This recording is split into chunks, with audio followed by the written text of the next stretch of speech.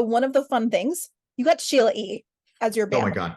I Yeah. mean, absolute That's not, I badass. mean, forget about having her as the legend, Walk of Famer, Sheila E. She's, I mean, Walk of Fame. Yeah. She's such a beautiful, I got sick during tapings every single day for a week and a half. How are you, sweetie? How are you feeling? Are you feeling better? You did wonderful yesterday. Yesterday was a very tough show, and you nailed it. I'm so proud of you. I'm like, oh my God, Sheila is texting me, and oh my God, she's concerned about my health. Like, it was crazy. So thank the Lord for putting Sheila on my path. I mean, she's such a beautiful woman, so thoughtful, so caring. I mean, she's amazing. I mean, besides the amazing musician that she is and her accomplishments as a rock star, right? But as a human, she's so kind.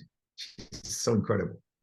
Well, and what is it like kind of building that on-screen dynamic with her and getting to have her to play off of, literally and figuratively? Yeah. Yeah, well, she is the leader of our band, of course, but but I try to interact with her as much as I can and as much as the game permits, right? Because I need to be, there with the rules, what's happening, Loteria, let's take a look at your board. This is happening. If your next move is this is going to happen, or you might lose this, or you might win this money. Like, so there's a lot of things going on in my head, right? In my head during the show. Um, but I always try to never not acknowledge the fact that I have freaking Sheila E as my band member, right? So I'm always turning to Sheila. What do you think, Sheila? My God, that's a lot of money, Sheila. And so it's, as episodes go by, there's going to be way more interaction with Yeah. her.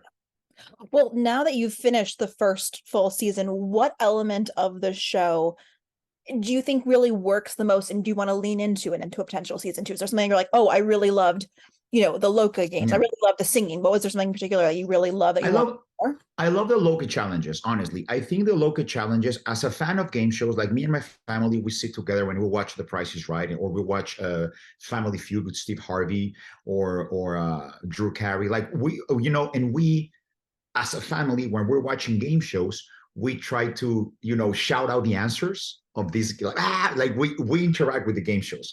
And I really wanted our show to do the same.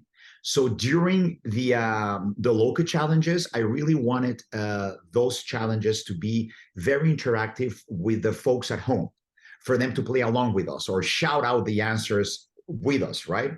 So I love that. But you know what? It's crazy because it is a new format, it is a new IP, and just like when doing a Broadway show, I was doing the Mambo Kings, and the pre-Broadway run, we did it at the Golden Gate Theater in San Francisco. And we did the matinee. We got notes on the matinee that we need to implement those notes for the evening show.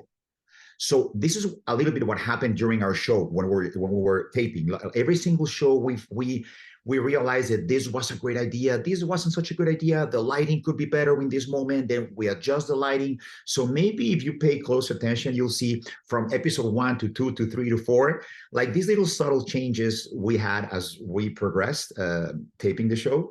But yeah, the local challenges and making them interactive for the folks at home, that's an element that I really like.